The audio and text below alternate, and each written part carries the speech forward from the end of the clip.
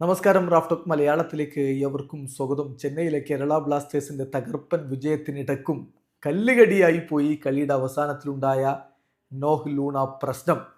നോഹ ആ ഒരു ഷോട്ട് ഉതിർത്തപ്പോൾ മറുഭാഗത്ത് ഇഷാൻ പണ്ഡിതയുണ്ടായിരുന്നു, ലൂണയുണ്ടായിരുന്നു. വേണമെങ്കിൽ പാസ് കൊടുക്കാമായിരുന്നു. അദ്ദേഹം സെൽഫിഷ് പ്ലേ കളിച്ചതാണ് യഥാർത്ഥത്തിൽ നായകനായിട്ടുള്ള ലൂണയെ പ്രകോപിപ്പിച്ചത്. എന്തായാലും കളിക്ക് ശേഷം പ്ലെയർ ഓഫ് ദി മാച്ചായ അഡ്രിയാൻ ലൂണ ഈ കാര്യത്തിൽ പ്രതികരിച്ചിട്ടുണ്ട്.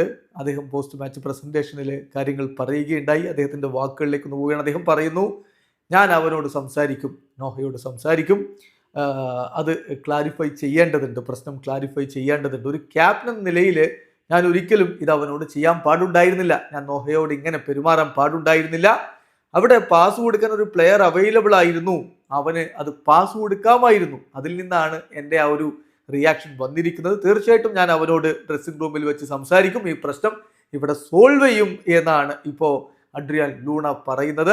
തീർച്ചയായിട്ടും അത് തന്നെയാണ് അതിൽ ചെയ്യേണ്ടത്. പ്രശ്നം മുന്നോട്ട് കൊണ്ടുപോകാതെ പറഞ്ഞങ്ങ് തീർക്കണം. കളിക്കളത്തിൽ വെച്ച് ഉടക്കിയത് എന്തായാലും നായകൻ എന്ന നിലയിൽ അത്തരത്തിൽ റിയാക്ട് ചെയ്ത് ശരിയല്ല എന്ന് ലൂണ തിരിച്ചറിയുന്നതും നല്ലത് തന്നെ.